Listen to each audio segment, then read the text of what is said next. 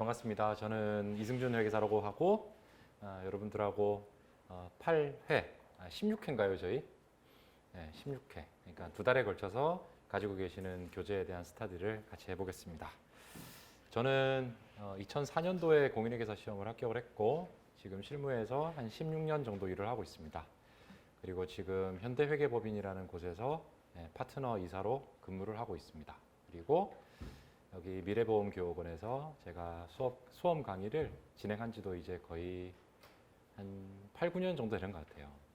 그래서 계리사 시험 출제 경향이라든지 이런 것들 빠삭하니까 저랑 같이 공부하시면 좋은 결과 있으실 겁니다.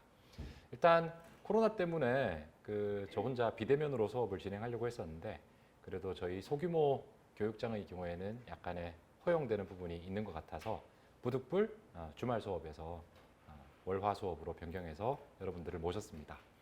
여러분들 있는 거랑 없는 거랑 제 입장에서는 천 차이거든요. 그래서 너무 반갑고 좋아요. 그러면 오늘 수업을 진행해 보도록 할게요.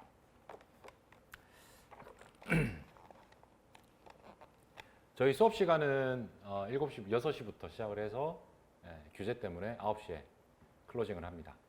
그래서 50분 수업하고 10분 쉬는 형식으로 해서 총 3교시로 수업을 진행할 거고 저희 지금 현재 하고자 하는 커리큘럼은 여러분들 회계원리를 당연히 듣고 차대변에 뭐가 오는지를 아시고 그런 상태를 기초로 해서 진행되는 수업입니다. 그 다음에 이 과정이 끝나면 이제 실전 연습에 해당하는 객관식 과정이 시작이 됩니다. 그래서 객관식은 수업을 들으셔도 되고 혼자서 연습하셔도 되는 거니까 여러분들 알아서 하시면 됩니다. 자, 어쨌든 그렇고 저희 오늘 이 시간에는 저랑 같이 우리 이 지금 기본 과정에서 반드시 필요한 개념을 저랑 같이 잠깐 정리를 하고 본 수업으로 들어가도록 할게요. 일단 오늘 저희가 나갈 부분은 교재 4장에 해당하는 부분 거기서부터 진행을 합니다.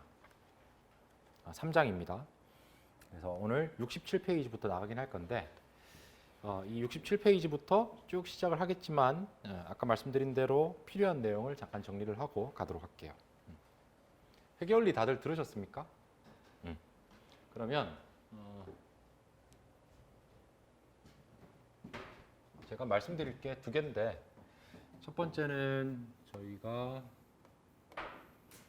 이 개념을 좀 알고 있으면 좋겠어요. 여기 자산이 오거든요. 여기에 1,000원 정도 있고 그 다음에 이 기업이 갚아야 될 빚을 우리는 부채라고 그래요. 그래서 부채가 한 700원 정도 있다고 할게요. 그럼 여러분들 자산에서 부채를 빼면 봐봐요. 요거 1,000원에서 700원을 갚고도 300원이 남겠죠. 이 300원을 우리는 순수한 자산이다 이렇게 부릅니다. 그래서 전체 재산 중에서 갚을 돈을 빼고도 남아있는 자산을 순자산이라고 하고 요 순자산은 누구 거냐면 채권자 게 아니라 주주 거예요. 그래서 주주가 가져갈 수 있는 회사의 자산의 목 그걸 우리는 자본이라고 부릅니다. 그래서 여기서 꼭 좀 알아둬야 될 게 자본이라는 건 자산에서 부채를 뺀 금액으로 계산하더라 이렇게 보시면 돼요. 그래서 여기가 300원이에요. 자, 요게 2021년 1월 1일 날 어떤 회사의 재산 상태가 이래요. 자, 그러면 1년이 지나서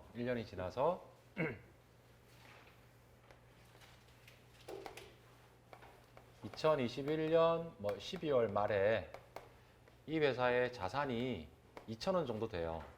이제 2,000원 정도 되고 빚은 부채는 1,000원 정도 된다고 할게요.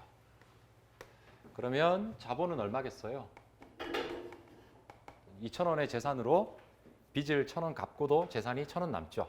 이 1,000원 남은 건 이 회사의 오너들 겁니다. 알겠죠? 그래서 오너들의 몫을 우리는 자본이라고 얘기를 해요. 그래서 이 회사의 자본이 이제 1,000원이 돼요. 자, 여러분들 요 1,000원이 되는데 지금 보시면 여기 자본이 300원이잖아요. 근데 1년 만에 이 회사의 자본이 얼마가 된 거예요? 1,000원이 된 거죠. 그래서 얼마의 자본이 늘었어요? 700원이 늘었죠. 그래서 이 700원 증가를 우리는 성과라고 그래요.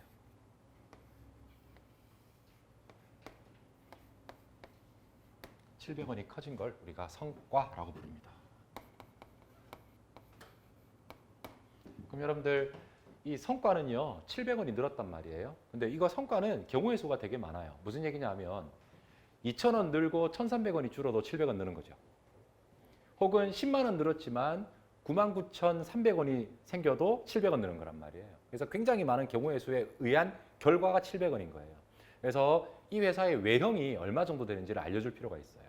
그래서 이 700원이라는 성과를 측정하기 위해서 우리는 수익이라는 것도 필요하고 비용이라는 것도 필요해요. 무슨 말인지 알겠죠? 그래서 이 700원이라는 걸 계산하기 위해서 수익과 비용을 우리가 포착을 해야 됩니다. 그래서 이 700원의 변동 원인을 우리는 수익과 비용이라고 부릅니다. 그래서 수익이 생기면 700원의 양에 영향을 주는 거고요. 비용이 생기면 700원을 줄이는 음의 영향을 주는 거예요. 알겠죠? 네, 그래서 700원이 어떤 원천을 통해서 만들어진 값이냐, 그걸 계산하기 위해서 우리는 수익과 비용이 필요하다. 이렇게 알아두시면 돼요. 자, 참고로 우리 회계에서는 이런 수익과 비용 중에서 조금만 위에다가 쓸게요. 그래서 여기 수익이 있고 비용이 있다고 할게요. 그래서 이게 이제 700원이에요. 그래서 수익은 양에 영향을 주는 거고 비용은 음에 영향을 주는 겁니다. 자, 그러면 여기 제가 이렇게 한번 써볼게요. 여기를 300원이라고 하고 여기에다가 자본 700원 이렇게 써도 되죠. 이렇게 써도 똑같은 거잖아요. 그럼 여러분들 요 300원은 원래 있었던 돈이고 700원은 이번에 늘어난 거잖아요. 그래서 이렇게 700원 중에서 올해 이 회사의 오너들한테 고맙습니다라고 해서 회사 증가한 자본을 주주들한테 분배해 줄 수 있습니다. 이런 분배의 과정을 우리는 배당이다 이렇게 불러요. 뭔 말인지 알겠죠? 그래서 여러분들 하나 물어볼 거 있어요. 700원 증가한 것을 오너들한테 다 분배를 하게 되면 회사의 자본은 300원이 되겠죠. 그렇죠? 그러면 회사는 유보된 자본이 있어요. 다 유출돼요. 다 유출되면 미래의 사업 기회가 왔을 때 성장의 기회가 상실될 수 있어요. 그래서 전부 다 유출하는 게 회계에서 좋은 건 아니에요. 그리고 그래서 그런 이유 때문에 우리는 여기 있는 수익 비용 중에서 외부의 오너들한테 이익 분배를 못할 수 있도록 하지 못할 수 있도록 몇 가지 항목들은 아직까지는 수익 비용이 아닙니다. 이렇게 지정해 놓은 것들이 있어요. 그런 것들을 기타 포괄 이익이라고 해요. 뭐라고 한다고요? 기타 포괄 이익. 그러니까 700원 속에는 들어가 있지만 아직까지 오너들한테 분배할 수 있는 그런 벌어들인 돈은 아니다. 그런 목적을 달성하기 위해서 기타 포괄 이익이라는 걸 지정해 두기도 합니다. 그래서 우리는 이런 수익과 비용 중에서 기타 포괄 이익이라는 걸 지정해 두기도 한다.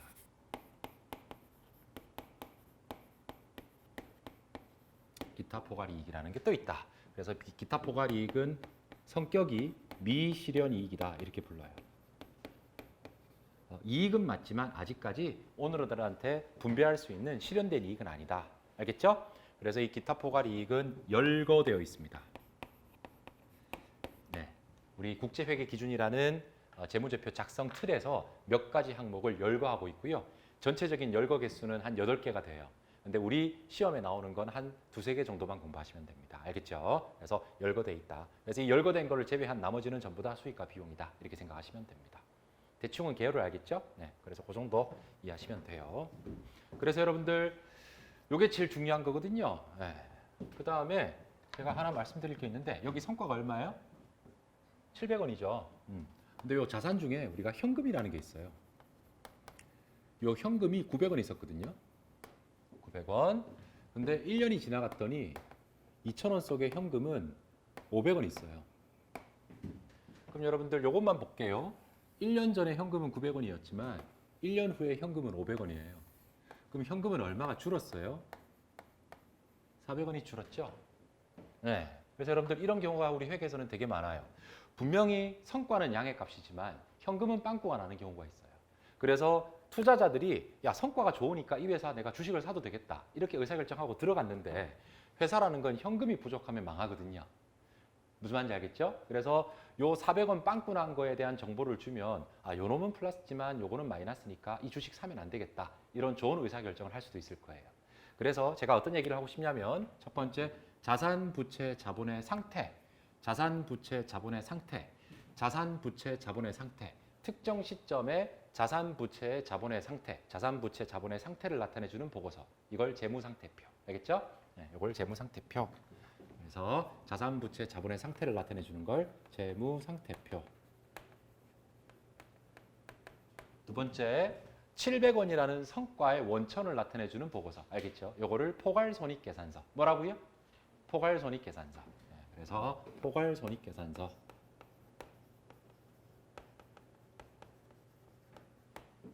되셨어요? 그 다음에 포괄손익계산서를 보니까 700원에 플러스라는 좋은 정보가 있지만 이 회사는 현금이 부족해서 망할 수도 있어요. 그래서 어떤 현금이 좋은지 안 좋은지를 나타내는 보고서. 현금의 변동을 나타내주는 보고서. 이걸 현금흐름표. 알겠죠? 그래서 현금흐름표.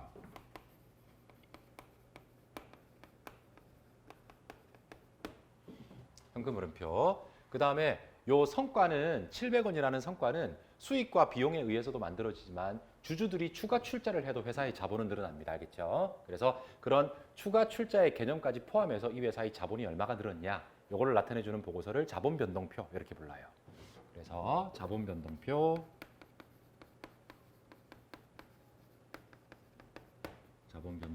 이렇게 부르고 여러분들 여기 표 이렇게 끝난 것들 이렇게 나와 있는 요 네놈은 전부 다 숫자로 표시되는 겁니다. 알겠죠? 전부 다 숫자로 표시하는 거예요. 숫자로 표시하는 건데 우리가 이 회사가 좋은 회사인지 안 좋은 회사인지는 숫자 이외의 정보가 필요할 수도 있어요. 그래서 여러분들 레포트 쓸 때 밑에다가 뭔가 주석 노트 달아가지고 붙이잖아요. 그래서 이 숫자에 대한 추가적인 설명사항들이 필요할 수 있고 그런 설명사항들을 주석이라고 부릅니다. 뭐라고 부르자고요? 주석이라고 불러요. 그래서 이런 숫자들에 대한 설명사항을 나타내주는 표를 우리는 주석이라고 부릅니다. 그래서 여기까지를 우리는 재무제표다라고 불러요.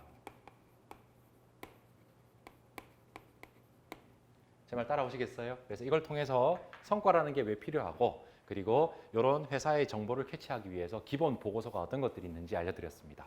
자산, 부채, 자본의 상태를 나타내주는 보고서, 재무상태표. 알겠죠? 그런 상태는 계속 일정 기간 동안에 바뀌어요.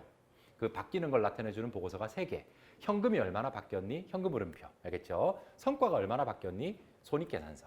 포괄손익계산서. 그 다음에 출자 받아가지고 얼마나 바뀌었니? 요거를 자본변동표. 알겠죠? 그리고 이런 것들에 대한 추가적인 설명사항들을 모아놓은 표를 우리는 주석 이렇게 부릅니다. 요 5가지를 다 모아서 뭐라고 부르자고요? 재무제표 이렇게 부릅니다. 그래서 이 재무제표라는 건 회사 바깥에 있는 이 회사에 관심 있는 사람들한테 우리 회사를 설명할 수 있는 가장 대표적인 IR 중에 하나입니다. 알겠죠? 그래서 이거 기억해 두시면 되겠고 그럼 이제 우리가 앞으로 공부할 내용이 뭐냐? 이 재무제표는 누가 만드는 거냐면 회사가 만드는 겁니다. 알겠죠? 그럼 회사가 이 재무제표를 만든다라면 본인에게 유리한 정보는 철저하게 알려줄 거고 회사에게 불리한 정보는 철저하게 숨길 거기 때문에 외부에 있는 투자자들이 사기를 당할 수 있겠죠. 그래서 이 재무제표는 작성의 주체는 이 회사이지만 작성의 근거는 독립된 기준에 따라서 만들어야 돼요. 제 말 따라오셨어요? 그래서 만드는 놈은 나지만 만드는 근거는 외부의 독립된 기준이 따로 있단 말이에요. 그래서 그 독립된 기준을 우리는 회계기준, 뭐라고 부른다고요? 회계기준 이렇게 부르고 우리나라 같은 경우에는 회계기준을 수입해서 쓰고 있습니다. 그래서 수입한 회계기준을 국제회계기준. 그래서 한국이 수입했다라고 해서 한국채택국제회계기준 이렇게 부릅니다. 알겠죠? 그래서 우리나라에 존재하는 수많은 기업들이 있는데 상장 기업은 반드시 한국채택국제회계기준에 근거해서 재무제표를 만들어야 되고요.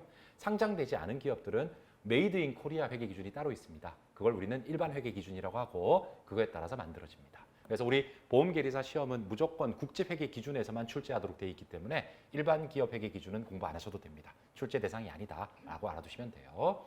자, 그래서 이런 재무제표의 작성 주체는 해당 기업이고요. 작성 주체는 해당 기업이고 작성의 근거는 회계기준입니다. 작성의 근거는 회계기준을 기초로 만드는 겁니다.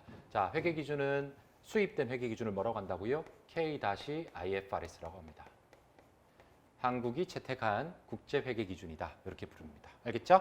그래서 이 국제회계기준이 우리 보험계리사 시험의 출제 범위다. 이렇게 알아두시면 돼요. 제 말 따라오셨어요? 네, 그렇게 정리해 두시면 됩니다. 여기까지가 우리 첫 번째 오리엔테이션입니다. 알겠죠? 네. 자, 그 다음에 두 번째 오리엔테이션은 언제 필기하셨으면 잠깐만 지울게요.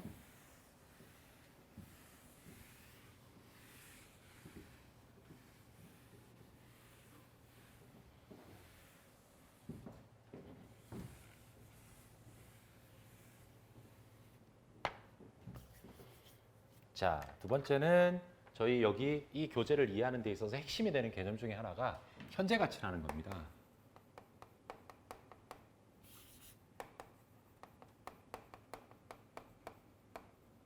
자, 그래서 이 현재 가치에 대한 설명을 먼저 드리고 본 수업 들어가도록 할게요.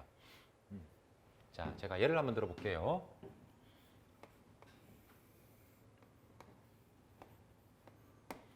자, 이게 현재고요. 1년 후, 2년 후, 3년 후예요. 자, 제가 은행한테 돈을 10만 원 빌렸고요. 은행한테 돈을 10만 원 빌렸고 매년마다 10,000원씩 이자를 주기로 했어요. 1년마다. 여기다가 적으면 안 되는데 10,000원씩 이자를 주기로 했어요.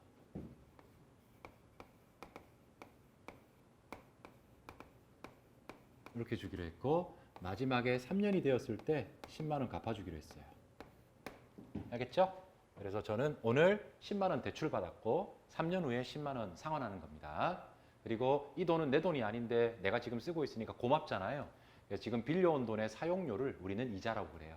그래서 이자를 연 얼마씩 내고 있어요? 10,000원씩 내고 있어요. 그러면 이자율이 10%란 얘기예요. 여기까지 따라오셨어요? 네. 자, 그러면 제가 요거 기록을 한번 해볼게요. 자, 오늘 빌려왔으니까 돈이 들어와요.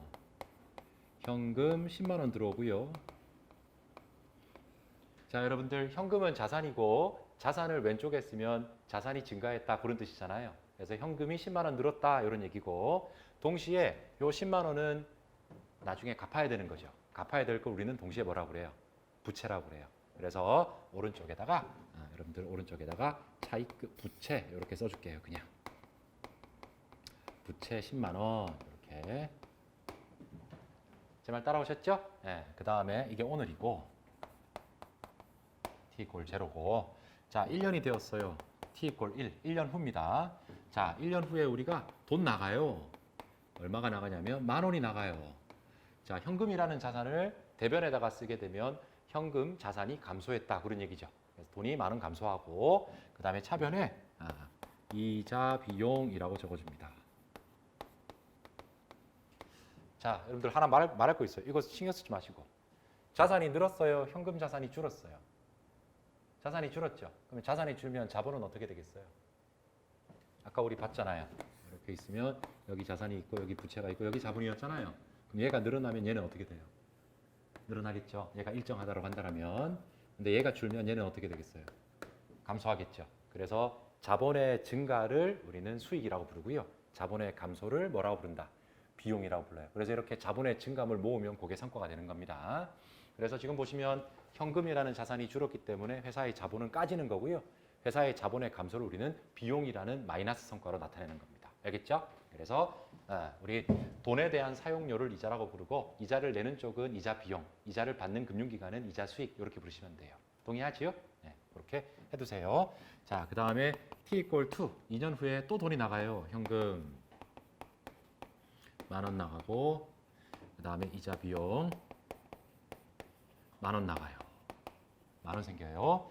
자, 그 다음에 t 이퀄 3가 되면 또 돈 나가요. 현금이 나갔다. 감소했다. 돈이 나갔으니까 회사의 자본은 줄었겠지. 자본 감소를 우리는 비용이라고 부르더라. 이자 비용. 여기까지 따라왔죠? 자, 그 다음에 t 이퀄 3이 되면 이제 우리 빌렸던 10만 원을 토해내야 됩니다. 다시. 그래서 오른쪽에 현금이 10만 원 감소하고 자, 이제 갚았잖아요. 갚았으니까 여기 비용이 오겠어요? 부채가 없어지겠어요? 부채가 없어지겠죠. 갚았으니까 부채가 감소됩니다. 이렇게. 여기까지 따라오셨습니까? 네. 자, 그 다음 두 번째 케이스 볼게요. 그냥 대충 하는 거예요, 지금. 네.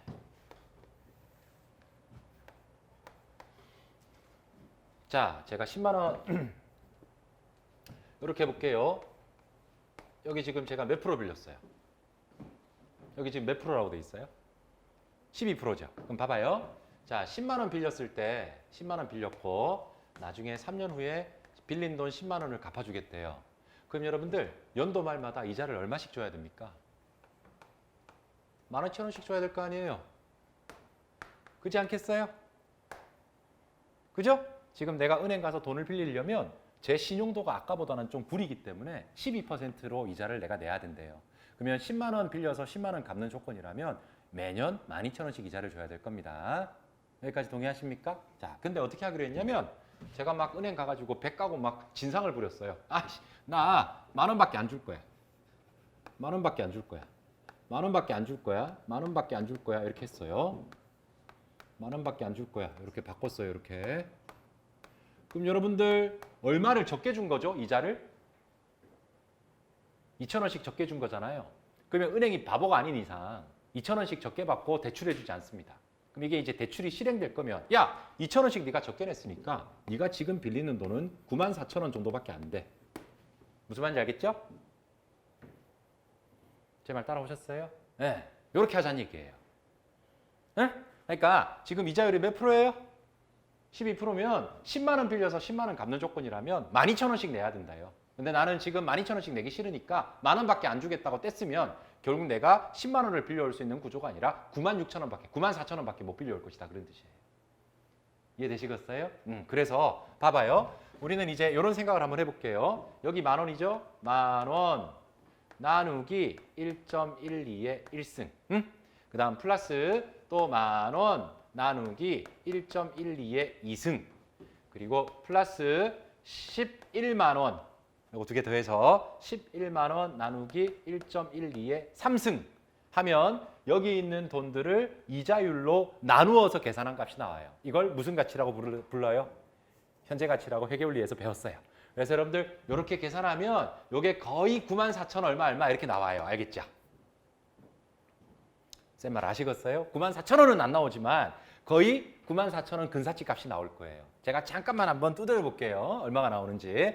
그래서 10,000원 곱하기 2.40183 n 플러스 10만 원 곱하기 0.71178 n 플러스 mr 하시면 이게 정확하게 하면 95,196 정도 나와요.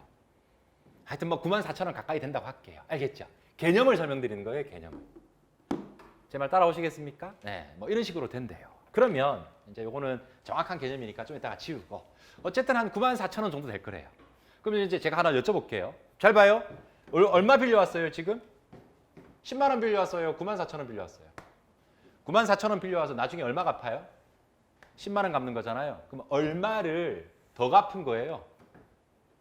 6,000원 더 갚는 거잖아요. 그죠? 그럼 이거 뭐겠어요? 6,000원 더. 이자예요. 이자. 6,000원 더 뭐다? 이자. 아이 94,000원 빌려와서 10만 원 갚으면 더 지불하는 건 무조건 이자일 거 아니에요. 그럼 이것도 이자고 이자가 이거밖에 없어요. 매년 지급하는 10,000원도 이자예요.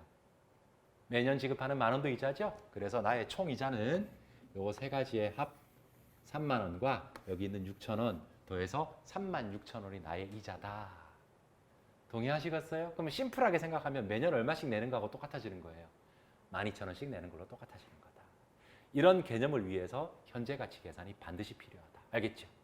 무슨 가치 계산이 필요하더라? 현재 가치 계산이 필요하더라.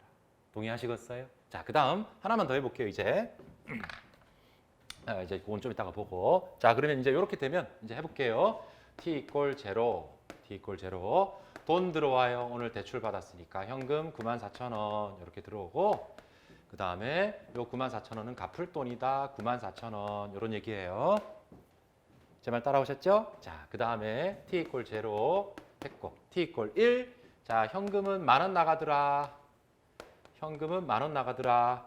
현금은 10,000원 나가더라. 그러나 야, 저 잠깐 봐요. 나중에 94,000원 빌려와서 94,000원 갚는 거예요. 나중에 10만 원 갚는 거예요.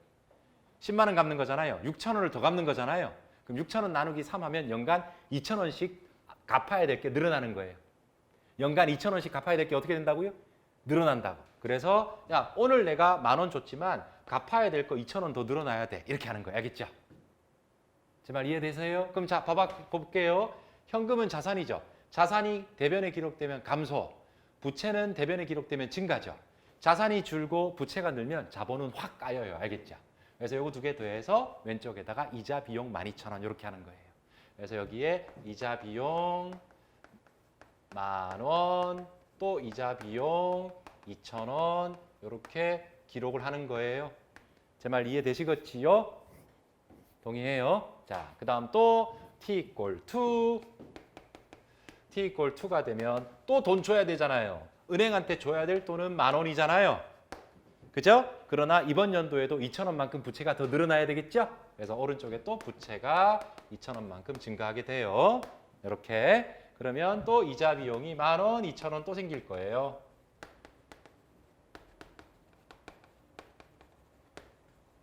제 말 따라오시겠어요? 이런 식으로. 자, 칸이 모자라니까 여기다가 써볼게요. t equal 3. 이제 3년 말이 되면 또 현금은 10,000원 갖다 바치고 또 부채를 얼마만큼 늘려줘야 되겠습니까? 2,000원만큼 늘려줘야 되겠죠? 예, 그러면 지금까지 늘어난 부채를 다 썸이프를 하면 2,000원, 2,000원, 2,000원, 2,000원 다 썸이프를 하게 되면 이제 부채는 정확하게 얼마가 딱 돼요? 10만 원이 되죠? 이렇게 만들어주는 과정이 필요하다 이런 얘기예요. 그래서 또 차변에 이자 비용 10,000원, 그 다음에 또 이자 비용 2,000원 이렇게 기록을 해두는 거예요. 여기까지 따라오셨습니까? 자, 그 다음에 이제 t equal 3 마지막에 현금이 10만 원이 툭 나가요. 그죠? 이제 10만 원 나가면 줄 거 다 줬으니까 저희는 부채가 있겠어요? 장부에 있는 모든 부채를 다 지워야 되겠어요. 지워야 되겠죠? 부채의 감소는 차변 쪽에 기록하는 거거든요. 그래서 지금까지 부채가 얼마 있었어요? 하나, 둘, 셋, 네 개. 다 더하면 얼마? 10만 원. 요거 지워주시면 됩니다. 그래서 여기에 부채 10만 원 이렇게. 알겠죠? 응? 그래서 우리 앞으로 배우겠지만 어떤 이슈가 있겠어요? 94,000원. 여기는 얼마? 10만 원. 양자의 차이 얼마? 6,000원. 6,000원을 매년마다 나눠줘야 되는구나. 6,000원을 나눠줘야 되는구나. 나눌 때 나누기 3년 하면 매년 얼마씩? 2,000원씩. 근데 이렇게 나중에 안 해요. 좀 고급진 방법으로 나눌 거예요. 그걸 우리는 유효이자율법 이렇게 부른대요. 알겠죠? 네, 하여튼 그렇대. 그건 좀 이따가 볼 거예요. 그래서 그런 이슈가 있다라고 생각하시면 돼요. 자, 그 다음에 마지막 케이스예요. 이거는 필기하셨다면 조금만 지울게요. 자, 마지막 케이스는 3년. 하나, 둘, 세 개고. 자, 마지막 케이스는 8%예요. 8%. 이거는 또 반대로 생각해 볼게요. 자, 8%면 자, 이것도 마찬가지예요. 10만 원 빌려와서 10만 원 상환해야 돼요. 자, 이런 조건인데 이번에는 은행이 때를 쓰는 거예요. 여러분들 지금 제가 부담해야 될 금리 수준은 8%잖아요. 그러면 연간 8,000원씩의 이자를 내면 돼요. 근데 은행이 야, 10,000원 내래요, 무조건. 얼마 내래요? 10,000원 내래요. 알겠죠? 10,000원씩 이자를 무조건 갖다 바쳐야지만 빌려준대요. 그럼 여러분들 이렇게 되면 저는 8,000원보다 10,000원을 내고 있기 때문에 2,000원을 더 내는 거죠. 그렇지 않겠습니까? 그럼 2,000원 더 내면 제가 바보가 아닌 이상 10만 원 받으면 안 돼요. 10만 6천 원을 빌려와야 되는 거예요. 알겠죠? 제 말 동의하시겠어요? 그러면 이제 이 케이스는 말이에요. 아까랑 반대가 여기 10만 6천 원 빌려왔지만 3년 후에 얼마만 주면 돼요? 10만 원만 주면 되죠? 그럼 얼마가 굳어요, 오히려 아까보다. 6천 원이 굳죠? 그럼 여기는 플러스인 거예요, 플러스. 알겠죠? 이렇게 굳는단 말이에요. 그래서 요렇게 한 게 나의 이자예요. 이만큼이. 알겠습니까? 요렇게 노란색으로 영역을 표시한 게 저의 이자입니다. 그럼 저한테 얘기해 주세요. 이 사람이 부담하는 이자는 3만 원이다. 3만 원에서 6천 원 까진다. 6천 원 까진다. 그래서 이 사람이 부담하는 이자는 3만 원이다. 24,000원이다. 24,000원이 된다. 알겠죠? 제 말 따라오셨습니까? 그래서 이 사람이 부담하는 이자는 24,000원이 되어야 합니다. 24,000원을 이자로 부담하는 거다. 알겠죠? 예. 그래서 24,000원 나누기 3 하면 매년 이자가 8,000원씩 될 겁니다. 이해되셨어요? 네, 그렇게 하자. 자, 그러면 이것도 이제 우리가 만들어 볼게요. 첫 번째 t equal 0. 은행한테 돈을 빌렸어요. 현금 10만 6천 원 들어와요. 그 다음에 이 10만 6천 원은 나중에 갚아줘야 돼요.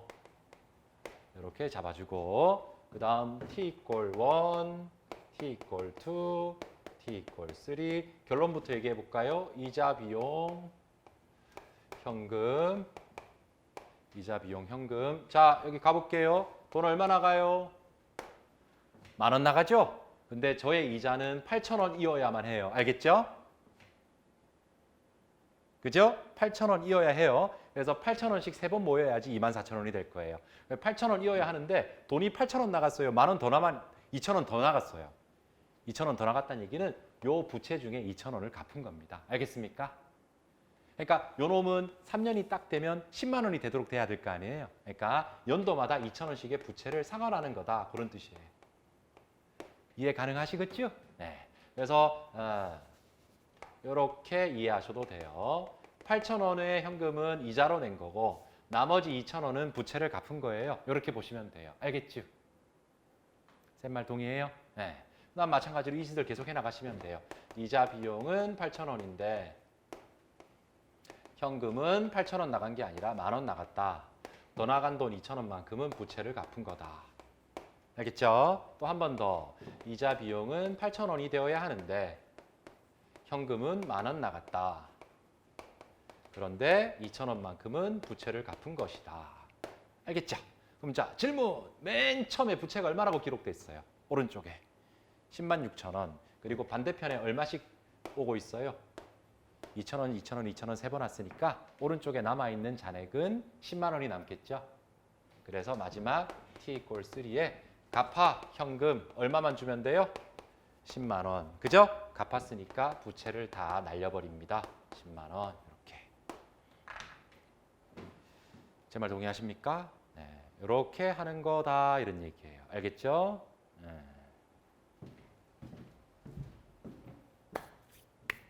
그래서 러프하게 본 거예요.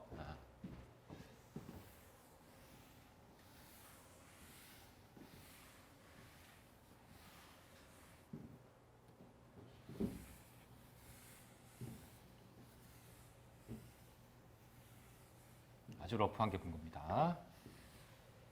자, 그러면 해보잔 말이야 이제.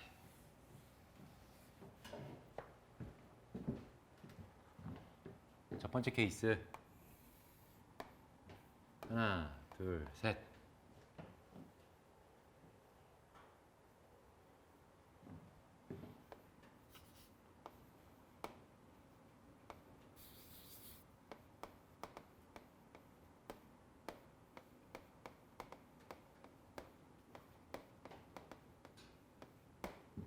참고로 만 원, 만 원, 만 원 이렇게 하는 걸 액면이자라고 그래요. 동의어가 있으니까 알아두세요. 표시이자라고 해요.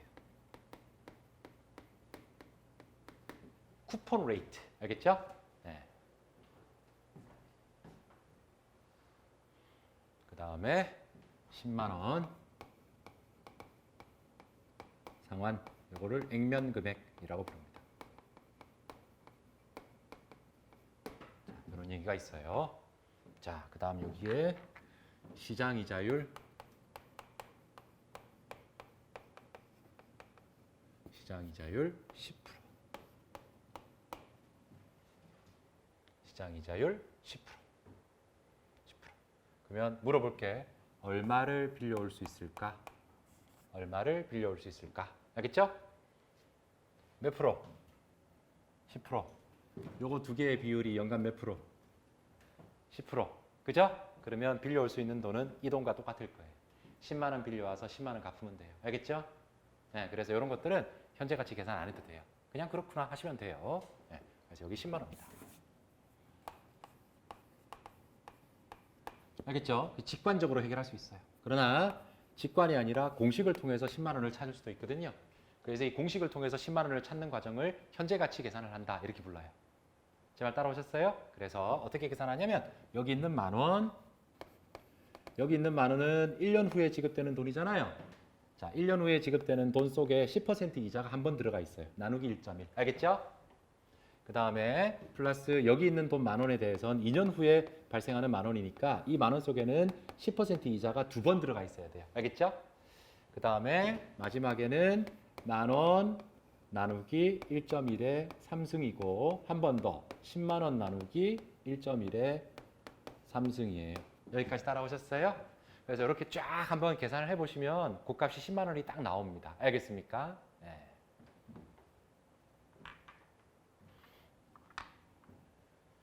자, 그래서 이거를 이제 공식을 통해서 우리가 계산을 한번 해보면 한 번 더 써보면 여기 만 원들은 똑같은 거니까 앞으로 한번 묶어볼게요.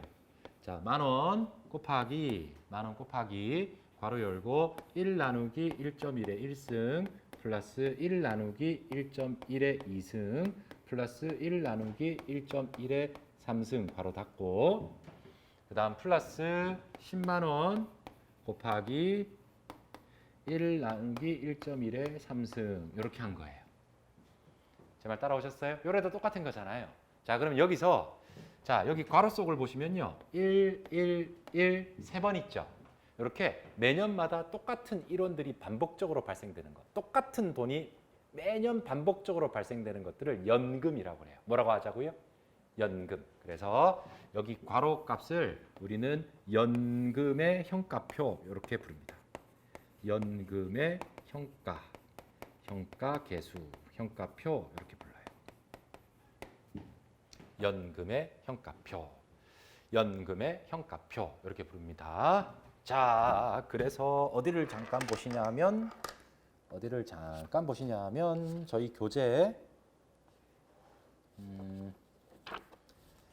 저희 교재에 있을 텐데 어디 갔니? 아, 여러분들 저랑 같이 저기 57페이지 한번 펴보세요.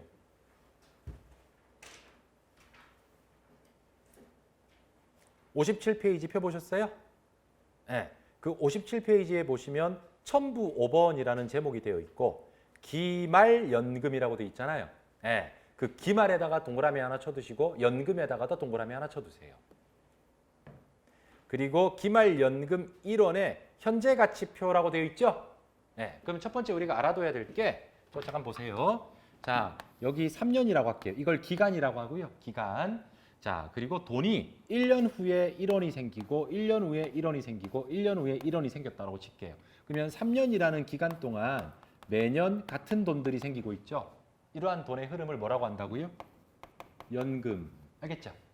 그리고 이것도 어때요? 3년이라는 기간 동안 오늘 1원 생기고 이때 1원 생기고 이때 1원 생겨요. 이것도 매년 같은 돈들이 생기는 거잖아요. 이것도 뭐예요? 연금이라고 그래요. 네? 근데 요 1원들은 1년 후부터 생기는 거잖아요. 그래서 이걸 기말연금이라고 불러요. 알겠죠? 그 다음에 요 놈은 1년 후부터 생겨요? 오늘부터 생겨요? 오늘부터 생기니까 이놈을 기초연금이라고 불러요. 무슨 말인지 알겠죠? 그래서 연금이 1원이 언제부터 발생하느냐에 따라서 연금은 기말연금과 기초연금으로 나눠진대요. 그러면 이 표는 기말연금에 대한 현재 가치를 계산해 둔 표다. 그런 얘기예요. 동의하시겠죠? 그래서 이거는 아니고 따라오셨습니까? 그래서 이거 3년이고 이자율이 우리가 10%였거든요. 네? 그래서 이제 이게 뭘 의미하는지 알겠죠? 이 1원 나누기 1.1의 1승 여기 1원 나누기 1.1의 2승 여기 1원 나누기 1.1의 3승을 다 더하면 요 3원의 현재 가치가 나오는 거예요. 알겠죠? 요 현재 가치를 그 표를 통해서 찾아낼 수 있어요. 제 말 따라오셨습니까? 그러면 이 표는 거기 57페이지에 있는 표는 이자율과 기간의 조합으로 나타나 있습니다. 알겠습니까? 그래서 이 기간에 보면 기간에서 몇 기간을 찾으시면 되겠어요? 3기간을 찾으시면 되겠죠. 그리고 이자율은 몇 %를 찾으시면 돼요? 10%를 찾으시면 돼요. 그래서 3기간과 10%가 만나는 요 좌표 값이 하나 있을 겁니다. 그거 한번 찾아볼까요? 2.48685 그렇게 나와 있어요? 제 말 따라오셨어요? 그래서 2.48685가 뭐예요? 1원을 10%로 계산한 현재 가치다. 그런 얘기예요. 그래서 3원의 현재 가치는 2.48685다. 그런 얘기입니다. 제 말 따라오셨습니까? 그래서 그걸 찾아가지고 여기다가 곱해주면 되겠습니다. 그래서 이 값이 2.48685다. 2.48685다. 여러분들 요거 찾아낼 수 있어야 돼요. 요 표가 우리 시험 문제에서는 제시가 됩니다. 그래서 여러분들 현재 가치 계산할 때 계산기로 따다다다닥 공식으로 계산하는 게 아니라 현가표에 있는 숫자를 끌고 와가지고 곱하시는 개념이다. 그래서 이 현가표를 잘 선택하셔야 됩니다. 알겠죠? 그래서 이거 보시면 되겠고 그 다음에 여러분들 여기 있는 이 1원은 매년마다 1원씩이에요. 3년 후에 1원이에요. 3년 후에 1원 발생하는 거잖아요. 그래서 매년마다 반복적으로 발생하는 게 아니라 뜬금없이 3년 후에 딱 발생하는 거니까 이거는 연금이 아닙니다. 그래서 이런 돈을 단일 금액 이렇게 불러요. 무슨 금액이라고 부르자? 단일 금액. 그래서 단일 금액에 대한 현재 가치를 계산해 놓은 게 있어요. 그래서 그게 어디 있냐면 한 장 앞으로 가보세요. 한 장 앞으로 가보시면 54페이지에 첨부2라고 돼 있어요. 보이세요? 그래서 첨부2에 보시면 역시 I라고 되어 있는 게 이자율이고요. 인터레스트. N이라고 되어 있는 게 기간입니다. 그래서 3기간과 10%가 만나는 좌표값이 0.7513일이죠. 동의하시겠어요? 그래서 여기가 0.7513일이다. 그런 뜻이에요. 알겠죠? 그래서 10,000원 곱하기 2.4868로 하시면 24,869 정도 나올 거고 반올림해서 여기는 75,131이 나옵니다. 그래서 그거 두 개 더하면 10만 원 나옵니다. 알겠죠? 이해되셨어요? 이렇게 계산하는 과정을 무슨 가치로 계산한다? 현재 가치 계산이다. 이렇게 불러요. 네. 제 말 동의하죠? 네. 됐슈. 그 다음 두 번째. 자.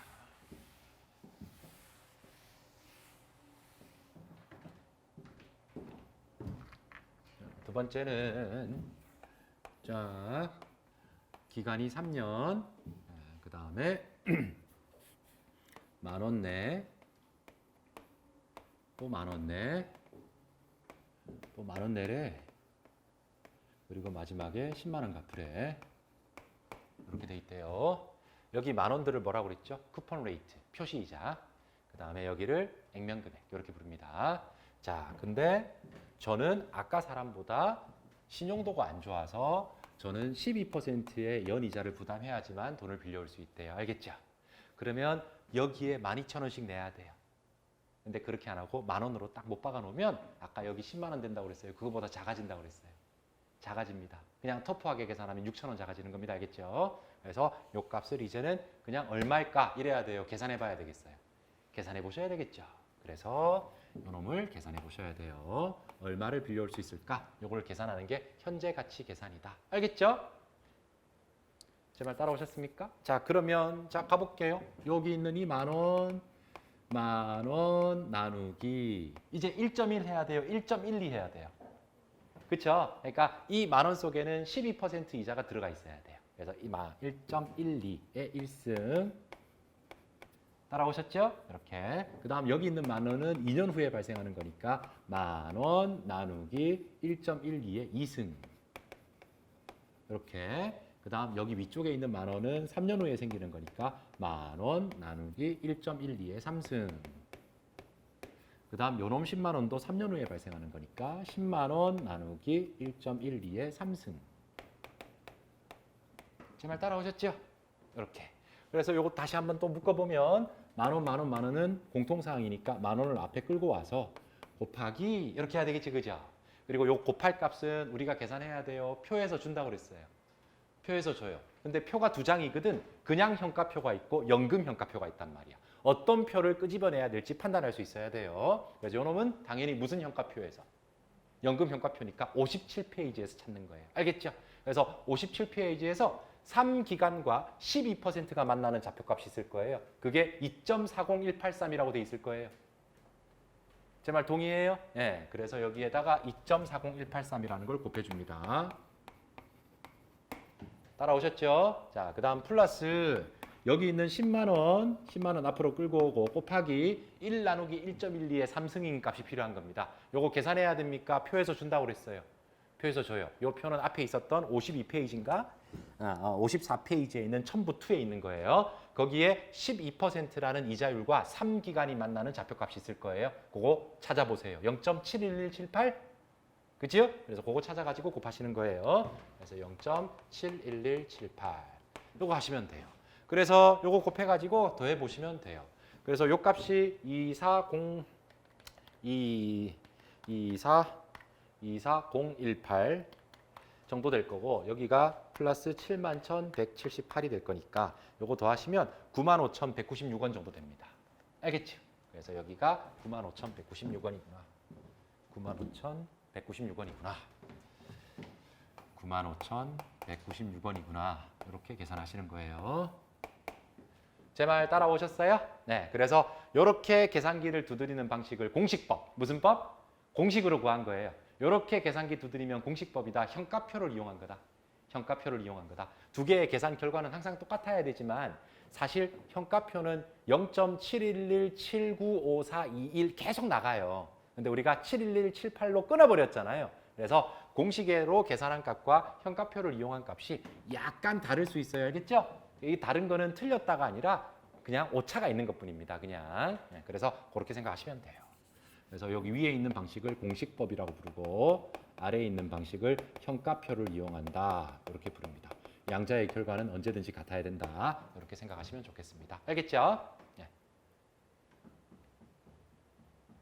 제 말 따라오셨어요? 그러면 95,196원 빌려왔잖아요. 근데 나중에 3년 후에 95,196원 갚아줘요. 10만 원 갚아줘요. 10만 원 갚아주는 거잖아요. 그래서 나는 10,000원도 당연히 이자고 요놈과 요놈을 비교해서 더 갚는 돈도 뭐다? 이자다. 알겠죠? 그래서 요놈은 당연히 이자고 여기 있는 이놈은 당연히 이자고 요 두 놈을 비교해서 차액인 4904 맞나? 4804죠. 4804 맞죠? 4804도 뭐다? 이자다. 4804 더 나가는 거니까 요 4804도 이자다. 제 말 따라오셨습니까? 네. 그럼 전체 이자는 얼마가 돼야 됩니까? 그림에서 다 나와 있잖아요. 만 원 더하면 얼마예요? 3만 원. 그 다음에 3만 원만 이자예요. 4804도 이자예요. 4804도 이자죠? 그래서 전체 이자는 34,804. 34,804가 이자다. 알겠습니까? 네, 그렇게. 따라오셨어요? 네. 그래서 우리가 뭘 할 거냐? 이제 이거 할 거예요.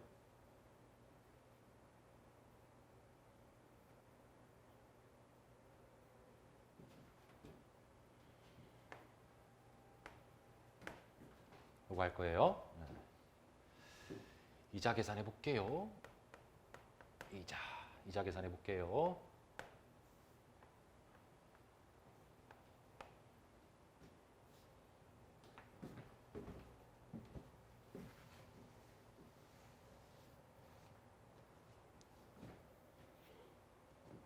자, 해볼게요.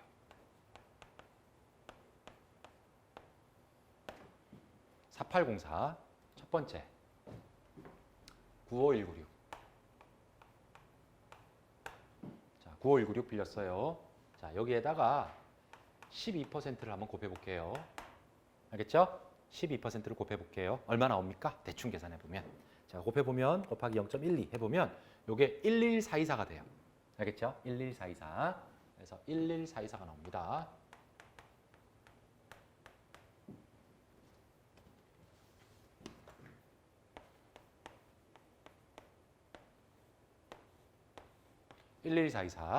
자, 근데 우리가 요때 돈 얼마 줘요? 10,000원 주죠. 10,000원. 그 10,000원은 여기다가 적어볼게요. 10,000원. 되셨어요? 네. 그럼 봐봐요. 얼마가 이자예요? 11424. 근데 준 돈은 얼마죠? 10,000원. 그럼 얼마를 덜 준 거예요? 1424. 그럼 1424는 안 주는 거예요. 나중에 10만 원을 지급할 때 그때 지급되겠어요. 그때 지급되는 거예요. 그러니까 여기 차이에 해당하는 1424는 4804 중에 일부다. 그런 얘기예요. 무슨 말인지 알겠죠? 그래서 요놈에서 요놈 빼면 1424가 나와요.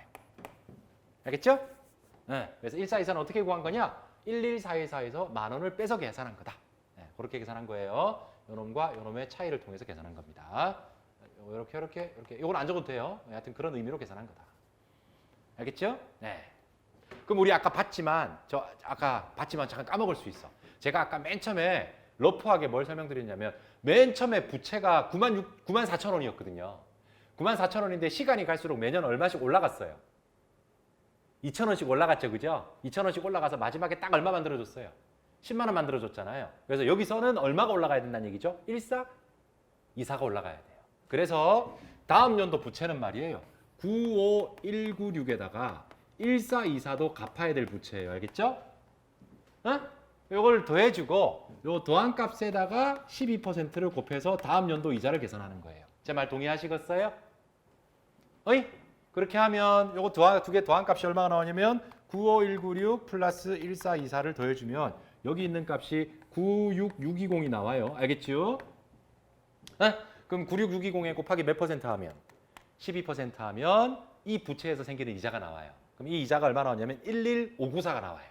11594. 그래서 이게 11594가 나와요. 11594가 나옵니다. 어이? 근데 나는 얼마를 주는 거냐면 10,000원 주는 거잖아요. 만 원 주는 거잖아요. 그럼 역시 얼마를 덜 준 거예요. 1594 덜 준 거잖아요. 1594는 요 금액 중에 일부에 포함되어 있는 거예요. 제 말 따라오셨어요? 자, 그 다음에 마지막 이자는 95196 여기다가 이렇게 쓸게요. 96620이었잖아요. 그죠? 96620에서 1594가 더해지는 거니까 이렇게 더해주면 되겠죠. 그래서 요 값이 이제 얼마가 나오냐면 요게 96620에서 1594를 이렇게 딱 더해주시면 여기가 98214가 나와요. 이해되셨어요? 그럼 98214에서 또 곱하기 몇 프로 하시면 되겠어요? 12% 하면 되거든요. 그래서 곱하기 0.12 하시면 이자가 11786 이렇게 나와요. 11786 이렇게. 제 말 따라오셨습니까? 그리고 또 얼마 주는 거죠? 돈은 10,000원 주는 거잖아요. 그러면 얼마가 또 차이가 생겼습니까? 1786 이렇게 차이가 생긴 거잖아요. 이해되셨죠? 그럼 여러분들 봐봐요. 1424, 1594, 1786 다 더하면 얼마가 나와요? 4804가 나옵니다.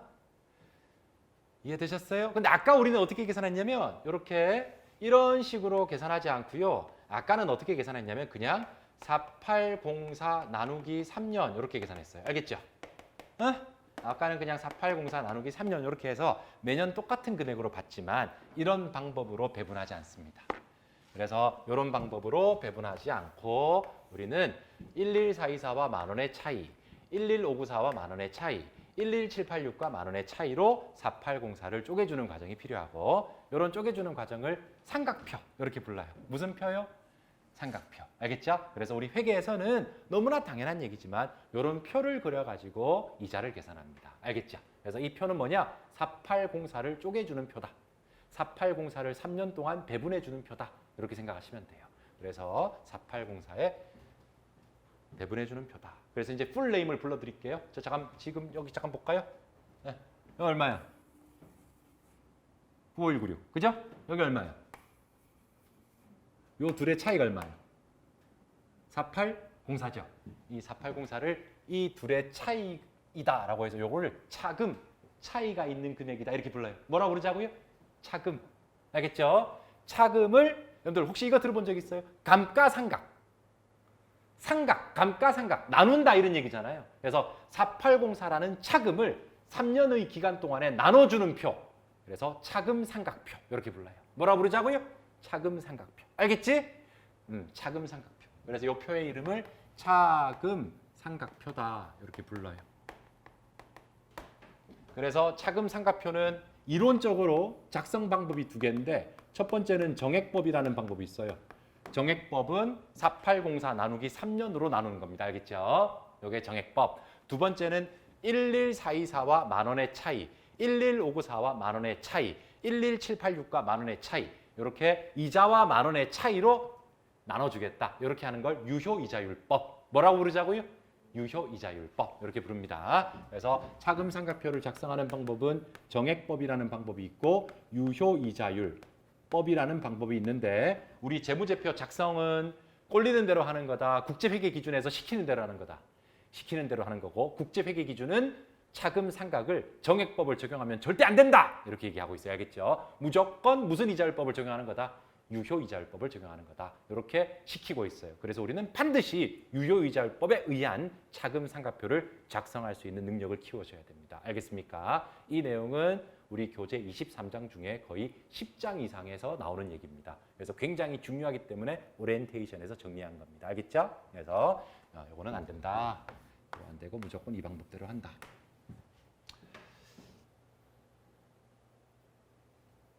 그래서 나중에 제가 설명드리겠지만 여기 95196, 96620, 9814 이것들을 뭐라고 하냐면 실질원금. 뭐라고요?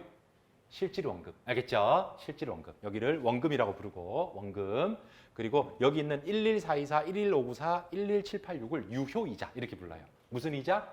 유효이자. 실질적인 이자다. 이런 얘기예요. 어이? 그리고 10,000원을 액면이자. 무슨 이자? 액면이자. 그래서 유효이자와 액면이자의 차이가 삼각된다. 알겠죠? 그래서 이렇게 가는 거다. 그래서 나중에는 요거 풀 세트를 만들어 가지고 접근할 겁니다. 타이틀도 붙이고. 알겠죠? 그래서 여기에 이것들을 가지고 보시면 됩니다. 자, 그렇다. 여기까지 정리해 두시면 돼요. 시간이 조금 오버되었지만 기록까지 하고 넘어가도록 할게요. 자, 이제 기록 한번 해볼게요. 자, 돈을 빌려왔던 오늘 시점 차변에 돈이 들어와요.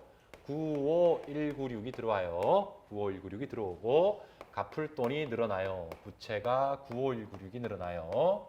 이렇게 되셨죠? 그리고 1년이 지나가면 이자를 줘야 돼요. 이자를 줘야 되면 자, 여기 이자 비용 이렇게 하는 겁니다. 알겠죠? 자, 이자 비용은 절대로 계산하지 말고 요 표에 있는 11424를 그대로 끌고 옵니다. 알겠습니까? 그래서 11424 카피 앤 페이스트 해 주시고 됐죠? 그다음에 오른쪽에는 현금으로 내는 이자를 적어 줍니다. 얼마 내야 됩니까?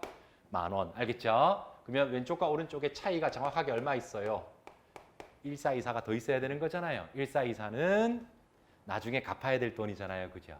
나중에 4804 더 주는 거잖아요. 그거 중에 첫 번째 연도 거다. 그런 얘기예요. 그래서 여기다가 부채 이렇게 더해줍니다. 여기까지 따라오셨습니까? 그러면 부채라는 건 여기 하나 있었고 여기 또 하나 더 생긴 거잖아요. 그럼 우리 회사의 부채는 하나밖에 없어요. 2개가 된 거예요. 이제 2개. 그럼 2개의 합은 96620 이런 뜻이에요. 그럼 96620에서 다음에 또 이자가 12% 붙을 것이다. 이런 얘기예요. 알겠죠? 그래서 여기까지 해서 합은 되겠고 자, T=2는 또 이자 비용 이렇게 적고 이자 비용은 두 번째에 있는 11594 요거 그대로 카피 앤 페이스트 이렇게 해주고 현금 이자는 10,000원 나가고 덜 지급된 금액이 1594인데 1594는 또 부채를 늘려준다. 나중에 갚을게. 그런 얘기예요. 알겠죠? 되셨어요? 그럼 여기까지 하면 98214까지 오겠죠. 우리가 갚을 돈이. 네, 그 다음 마지막 T=3가 되면 이자 비용이 잡힐 건데 이 이자 비용은 묻지도 따지지도 말고 11786 그대로 끌고 옵니다. 동의하십니까? 그래서 여기다가 11786 적어주시고 그 다음 오른쪽에 현금이 10,000원 나가고 또 부채가 1786이 늘어나게 돼요. 그래서 여기까지 늘어나면 우리 회사의 부채는 이제 4개가 생긴 거예요. 알겠죠? 그래서 1, 2, 3, 4번 다 더하시면 정확하게 10만 원이 됩니다. 제 말 따라오셨어요? 그러면 10만 원이 되면 10만 원 계속 부채 이어야 돼요. 3년 후에 갚아야 돼요. 갚기로 약속했잖아요. 그래서 부채를 10만 원 지어주고 10만 원 지어주고 오른쪽에 현금 10만 원이 나가면 돼요. 여기까지 따라오셨어요? 네, 이렇게 정리해 주시는 거예요. 제 말 아시겠죠? 네, 여러분들을 이해시키기 위해서 처음에 말도 안 되는 94,000원 가지고 했던 거예요. 근데 논리는 똑같은 거니까 이해하시면 되겠습니다. 그래서 그런 논리를 만들기 위해서 우리는 현재 가치 계산을 해야 되고 차금 삼각표라는 것도 만들 수 있어야 돼요. 그게 우리 중급 회계를 공부할 수 있는 기본적인 첫 번째 기초 과정이니까 이해 부탁드립니다. 자, 여기까지 하고 1교시는 끝내도록 할게요. 됐죠?